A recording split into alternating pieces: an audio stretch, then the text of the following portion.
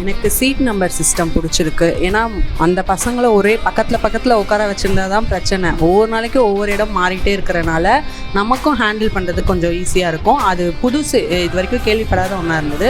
அப்புறம் maths first 15 minutes வந்து maths டெஸ்ட்டுன்றது ரொம்ப டவுனாக இருக்கிறவங்களுக்கு ரொம்ப ஈஸியாக இருக்கும். சென்டம் எடுக்க நிறைய ஹெல்ப் பண்ணும். ஏன்னா டெய்லியும் அதை கவர் பண்ண மாதிரி இருக்கும்.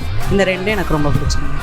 இங்கே வந்து ஸ்டூடெண்ட்ஸுக்கு வச்சுக்கிற கேம்ஸ் வந்து எனக்கு ரொம்ப பிடிச்சிருக்கு. ஏன் அப்படின்னா அவன் வந்து அந்த கேமில் வின் பண்ணணும் அப்படின்றதுக்காகவே நிறைய படிப்பான். எனக்கு வந்து ஆன் டைமில் இருக்கணும் அப்படிங்கிற ரூல் பிடிச்சிருக்கு. தென் ஸ்டூடெண்ட்ஸை வந்து வாடா போடான்னு கூப்பிடக்கூடாது, வாமா போமா வாப்பா போப்பான்னு கூப்பிடணும். தென் நிக் நேம் சொல்லி கூப்பிடக்கூடாது அப்படின்னு சொல்லி ஒரு ரூல் வச்சுருந்தாங்க. அந்த ரூல் எனக்கு நிறைய ரொம்ப பிடிச்சிருந்துச்சு. ஏன்னா அது ஸ்டூடெண்ட்ஸ்க்கும் ரெஸ்பெக்ட் கொடுக்குற மாதிரி இருக்கும்.